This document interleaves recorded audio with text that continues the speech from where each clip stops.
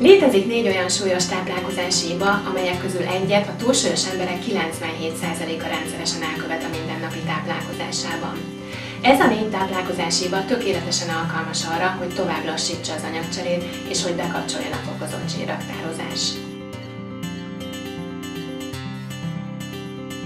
A kampányszerű, sokszor tudománytalan fogyókúrák helyett elsősorban ezt a 4 táplálkozási hibát kell kijavítanunk. Különben hiába koplalunk, hiába fogyókúrázunk, és jöhet bármilyen por, torrész vagy fogyókúrás kapszula. Csak akkor tudunk egy életre megszabadulni a súlyfeleslegünktől, ha a tudatosságot és a megértést választjuk. Nos, erről és sok másról is szó lesz a Lefogy videókosan ingyenes megvilágosító előadásunkon. Várunk